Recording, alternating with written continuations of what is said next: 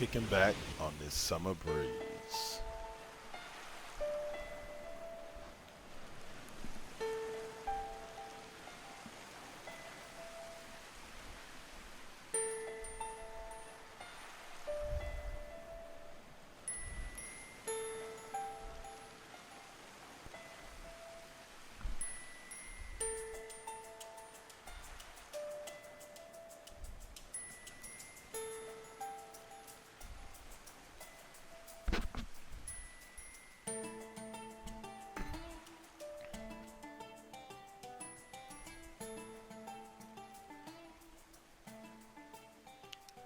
Welcome to Double K's Classroom.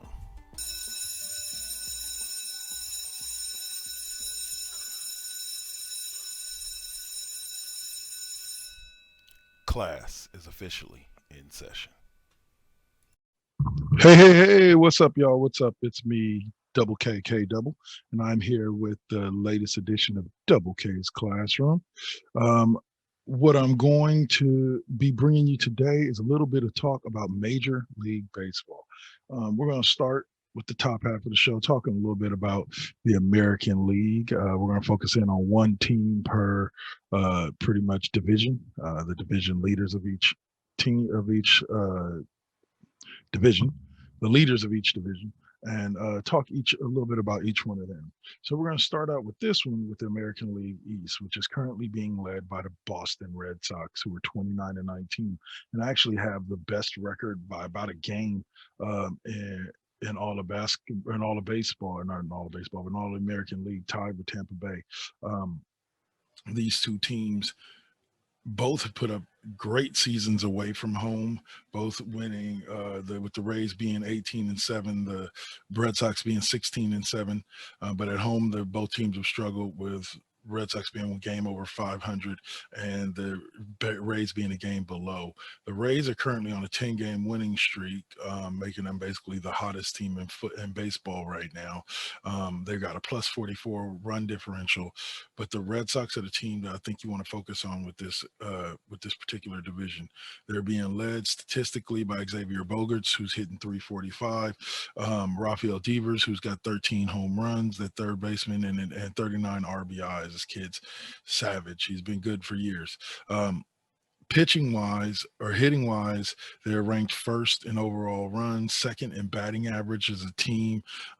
They're seventh in on base percentage and first in slugging percentage. Pitching wise, they're about middle of the pack, 13th in ERA, tied for 19th in quality starts, and 18th in whip, and 20th in opponent's batting average. That may explain a lot of why it's such a tight race. Like you got Boston and Tampa Bay at 29-19, but you got the Yankees at 28-19, just a game behind them, winners of six straight, half game behind them, sorry. And then you got Tampa Bay, who's only 4.5 games out at 23-22.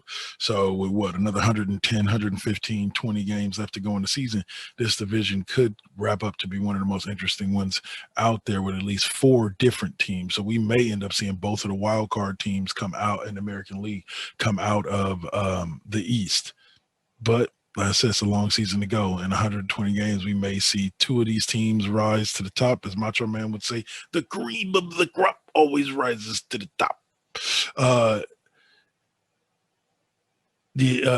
Or we may see all four teams stay hot and make it a race down to where one team doesn't get in, two teams may grab those wild cards, and then there can only be one division winner. I believe that'll be the Red Sox. So moving on to the Central, you have the Central is being led by the Chicago White Sox, being brought up by the Cleveland Indians, who are a game and a half behind. Kansas City, who's winners of two straight, they actually hold the longest winning streak in the division at two straight, are a game under 500. And then you have the Tigers and the Twins, who don't look like they're going to be competing for much as the season goes along. But like I said, with 110, 115 more games left in this season, you never know. But both of those teams sit at about 10 games under 500, but they're only 9.5 games out of the division. So let's take a look at the White Sox. The White Sox are a team that is led by Yermin Mercedes, their catcher with a 347 batting average. The first baseman, Jose Abreu, is leading the team with 9 home runs and 35 RBIs. Hitting wise, they're ranked 7th in the league with 227 runs. They're 4th in batting average, 2nd in on base percentage with a 341 on base percentage, and 11th in slugging position. As far as the pitching goes, they're 6th overall with a 3.33 ERA. 14 quality starts has them tied for 17th. 1.2 whip has them sitting at 10th, and then a 2.25 batting average has them just outside of the top 10.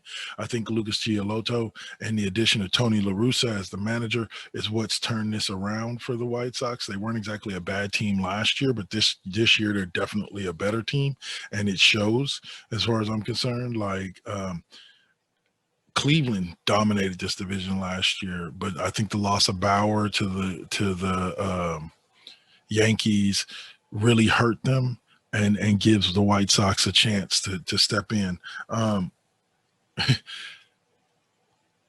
tell you this: when a team looks at a talent like Albert Pujols and says no, thank you, you know that team's sitting pretty. They have a plus 64 differential despite being on a 3-game losing streak and 4-6 in their last 10, and they still sit on top of the division by a game and a half, but that's because the rest of the division is just playing not so good. So we'll take a look at our final division before we wrap this up in the American League, and that is the American League West. The West, led by the Oakland Athletics, who were at one point the hottest team in baseball, but have since cooled off since winning, I think it was like 13 straight, 14 straight, something like that. They're followed up by the Houston Astros, who are a game and a half out, despite taking 2 of 3 from Oakland. And then those are followed up by the Rangers, who are 5 games under 500, the Mariners, who are 5 games under 500, and the Angels, who are 7 games under 500, but still only 7.5 games out. So once again, this is another division kind of like the American League East that could all of a sudden, like the Angels could get hot, the Mariners could get hot, and all of a sudden be that 3rd or 4th team that's competing with those teams from the American League East for a playoff spot. So keep an eye on the American League West, but specifically, let's keep an eye on these Oakland Athletics, led by the likes of Matt Chapman, led by the likes of Matt Chapman, Matt Olson, Sean Manaea. Matt Olson is leading in batting average, 268 batting average. Olson's also leading in home runs with 12, 28, leading in RBIs with 28 as well. They went out and got Elvis Andrus, who's been good at the top of the lineup. Like, they brought back Jed Lowry. Cole Irvin has turned out to be a blessing in disguise. Let's see. But the Athletics are 16th in total runs, 205, 25th in batting average. Offensively, just not doing well this season. 16th in on-base percentage and 8th in slugging percentage. They do hit a lot of home runs. ERA is 4.28. This pitching staff needs to get better. They need to have a stretch like they did during that 12, 13 game winning streak, where I think their ERA was like just above 3. But they brought it down to 4.28, 23 quality starts, tied for 2nd in the majors, 1.31 whip, tied for 6, or puts them in 16th, and they're 25th with a 2.55 opponent's batting average. Man, I tell you, could this team be better? Yeah, this team could be a lot better, and that's scary for the rest of baseball, because right now the Oakland A's are easily one of the best teams in baseball. I believe they would be sitting at 4th, 5th best record in the American League at this point, and climbing. I was just watching ESPN News earlier today, and it was showing the fact that that the A's are 20-1 odds in Vegas to win the World Series. I like those odds. Better than the Giants at 40-1. Damn near good as the Astros at 18-1. I think if this team gets into a playoff series, they can do some serious damage. Don't doubt it. Now, to ask the question, if all 3 of these teams, which team do you think will be on will be likely to represent the American League out of the four division leaders? Because Tampa Bay is technically a division leader because they're tied with the exact same record and percentage as Boston. So out of the four division leaders, Boston, Tampa Bay, Chicago, and Oakland, who do you think is most likely to still be in first place come All-Star break? I'm going to present that question to you guys on Twitter. Reach me at double KK double to find that and give your answer on which one of these four teams you think will end up locking in their place in the playoffs as the division winner come the end of the season. And then next week or next Double K's Classroom, I'll give you my answers and where I'm coming from. So, all right. Let's see. Other than that, not really much to say. So we're going to go on ahead and cut that and take that commercial break a little bit early. And then when we come back from the commercial break, I'm going to talk a little National League, starting with the National League East, which are surprisingly being led by a team that I don't know if you saw it coming, but I know I didn't. You're listening to Double K's Classroom right here on the 486 Presents Radio Network, Spreaker.com, iHeartRadio, Spotify, wherever else you find your favorite podcast. And for those of you looking at me, you're watching me here on YouTube, Double KK Double Network. Keep up. Peace.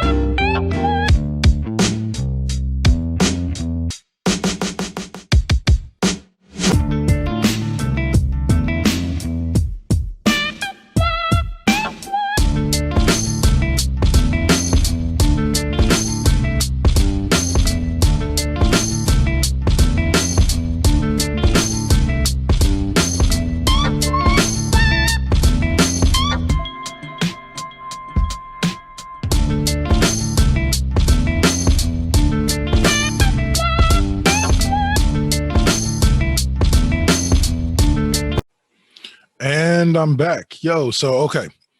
So before we talked a little bit about the American League, I even gave you a question to close out that half. I'll give you another one to close out this half. It'll pretty much be the same question, only with National League people. You can find that the polls on Twitter at Double KK Double or on Facebook on the Double KK Double Network. So now let's take a look at the National League, which National League East is where I'm starting. This was a division that was dominated by the Braves and the Phillies over the past few years. But this year, there's a new head of the beast, at least so far through 40 games, and that is the New York Mets, who sit at 21-19, negative 13 run differential, which seemed to be pretty common among the A's, is like negative 11. But what that tells me is that when the team wins, they win big, and when they lose, when they win close, and when they lose big. But they just happen to win more than they lose. Are currently on a 2-game losing streak, 4-6 in the division. They're followed up by a game and a half behind are Philly and Atlanta, who are a game under 500. The Marlins are 2 games back, and they're 2 games out of 500, and this has got to be the tightest division in all of baseball, with the Washington Nationals sitting at only 2.5 games behind the Mets in first place, and they're sitting in last at 20-23. So I think this division is purely a toss-up. The Mets are a team that are good enough to and could maintain their lead all the way through till the end of the season, but any one of these other teams can get hot, especially the Atlanta team. Do not sleep on them. That's a team that I think can surprise you. Now let's look at where the Mets are ranked as far as statistically. They're led by Dominic Smith with a 241 batting average, Pete Alonso with 6 home runs and 19 RBIs. They sit at 30th in runs at 138, so they're damn near dead last in runs. They're 27th in batting average with a 226 batting average, just above the Mendoza line, a 309 on base percentage, which is good enough for 17th, about middle of the pack, and damn near dead last slugging percentage at 341. Pitching wise, this could be why they're sitting where they're sitting. Earned run average 3.30, good for 4th in the major leagues. Quality starts 17th or 17, good, tied for 12th. And whip 1.14, good enough for 4th, and opponent's batting average 0.223 or 223. That is good enough for 7th in team rankings. So that could be a lot of why the Mets are where they are, is the excellent pitching. They have guys like Jacob deGrom on that staff that do good things. I wanted the A's to pick him up for a long time as a solid A plus starter to anchor their rotation, but they've never put any investment into him. So we'll hope and see that maybe they do a little bit later on. Let's see. The NL Central is a special division. Again, no more than 10 games separate first place from last place. This division is being led by the St. Louis Cardinals. The Cubs are only 2 games behind, sitting right there with them.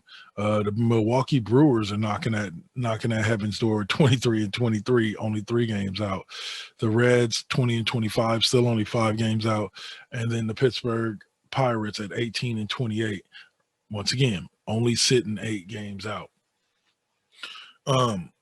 Once again, another toss-up division, kind of like in the NL East. Like, you have all these great players and all these great teams, and none of them can seem to put together a consistent win streak. I'll say it like they do in a lot of the sports shows I watch. Whichever team puts together a solid stretch at any point during the season of 10 to 20 games where they win like 15 out of 20, I think will win this division, probably running away. Because every other team in this division is just really up and down. Like, you can't pinpoint what's going to happen with any of them. And so to me, the Cardinals right now are the best team, but talk to me 5 months from now, and it could be the Chicago Cubs. Talk to me 10 months from now, and it could be the Cincinnati Reds. Only team I won't say it could be is the Pittsburgh Pirates, because I just don't think they have it this year. There's no Barry Bonds in sight. There's no killer bees. But the Cardinals are led by Dylan Carlson, who's batting .291 this season. They're led in home runs by Nolan Arendo. That's where he went after leaving Colorado. And they're led in RBIs by the same guy. Pitching-wise, they're led by Jack Flaherty, who has a 2.53 ERA and 8 wins. And he also leads the team in strikeouts with 55. As a team, they have an earned run average of 3.81, good for 11th in the majors. 16 quality starts, good for 15th. A 1.31 ER or 1.31 WHIP, which is good for 15th, and a 2.19 batting or .219 batting average against, good enough for 6th. Hitting wise, only 199 runs, good for 18th. Batting average 234, good for 19th. 20th in on base percentage at 307, slugging percentage 395, good enough for 16th in the league. It's again a solid team all around. I could see them definitely being that team that has that stretch where they win 5-10 straight games and run away with this division. Are they going to be dangerous in the playoffs? We'll have to see. But that Flaherty good dude looks like he's pretty damn good. So if he keeps it up, he may be a Cy Young candidate that launches them into a division win and a nice fun series in the playoffs. Now, this is the team that's now the next division I'm going to cover is the division that's kind of like the NL East or AL East of the NL, and that's the NL West. You've got the San Diego Padres, who have the most wins in baseball, sitting at 30-17. Yes, you did. I didn't stutter. You didn't hear me wrong. 30. They won 9 straight there, 30-17. They have a plus 75 differential. This Padres team is badass. Followed up by the Dodgers, who just picked up Albert Pujols when he was released by the Angels, who are back a game at 29-18 with a plus 72. And then that's followed by, this is the surprise team in the division, and that is the San Francisco Giants, who are sitting at 28-19, only 2 games out of the division. Only problem I have with the Giants is this is an odd number year. Y'all normally win on even number years. I'm just playing with you. The Rockies sit 10 games under 500 at 18-29. Arizona Diamondbacks are right behind them at 18-30. Both of these teams are more than 10 games out. If they were competitive, then maybe this would be an even better division, but they're not. So let's take those top 3 and let's take a look at the number 1 team in the division, the San Diego Padres. They are led by Jake Cronenworth with a 305 ERA, 305 batting average. Fernando Tatis Jr. has 13 home runs and is leading the team with a 309 batting average. And Manny Machado has 28 RBIs with 6 home runs. That might explain why this team is so darn good, or at least part of the reason. Pitching-wise, they're led by Yu Darvish. I forgot they picked him up. 1.75 ERA in 5-6 starts. He has 5 wins, 74 strikeouts, leading the team and everything. Batting-wise, they're 9th with 220 runs. They're 9th in batting average with a 244 batting average. 4th in on-base percentage with a 332 on-base percentage. 17th in slugging percentage with 388 slugging percentage. Pitching wise, this is where, buddy, number 1 in earned run average with a team, 2.59 earned run average, 13 quality starts is the only place where they fall down to 19th. Whip, a 1.09 whip is good enough for 3rd, and a 2.206 batting opponent's batting average is good enough for 2nd. Ooh. This is a team that's starting strong. As long as they don't get hurt or injured, they're going to finish strong. And to me, I think the Padres should be the favorites to win the World Series. I know ain't nobody going to believe me there, but they should be the favorites. It should be them and the Dodgers battling it out. The Dodgers are going to probably, if they don't overtake them, the Dodgers are going to end up in a wild card. And yeah, it's going to be interesting. It's going to be interesting. We might see Padres Dodgers in that first round divisional matchup. But I will go to my question again of top 5 or top 4 teams. Okay, you got the Mets, the Cardinals, the Padres, and the Dodgers. Which of these teams are Mets, Cardinals, and Padres? Which one of these teams is still going to be sitting on top of their division come the end of the season?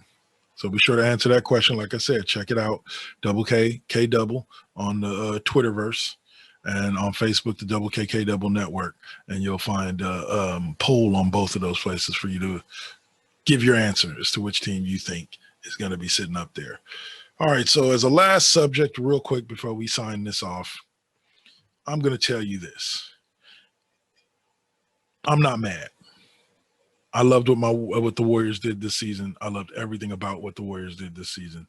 39-33 ain't that bad. It sucks that they are 33 and 39-35. It sucks that they didn't get into the actual playoff tournament, but next year they should be better. Next year they should be better. Wiseman's going to have another basically year to grow. He's got a bunch of time, haven't been injured so far, to put on some weight, get his body big and ready for next season to be a center and be a dominant force, a rebounder. He should look something like Andre Drummond, an aggressive rebounder, but can score when necessary. Draymond's coming back. Pascal's coming back. I hopefully believe they're bringing at least Damian Lee, if not Samardzic, back, depending on if they're planning on keeping that Minnesota draft pick that should fall somewhere between fourth and sixth, hopefully. And either they're going to flip that for another star, or they're going to take that and bring in somebody else who can contribute immediately off the bench. So we shall see how it goes. I love my Warriors. Congratulations on the season that you had. I hope your next season ends up being better. And as for all of y'all out there in radio and YouTube land, peace, love, and chicken grease. I'll see y'all in 2 weeks for Double K's Classroom. I'll see y'all later on tomorrow for Cheap Pop Podcast. And let's see. Yeah, West Coast Spies coming up on Sunday. Peace.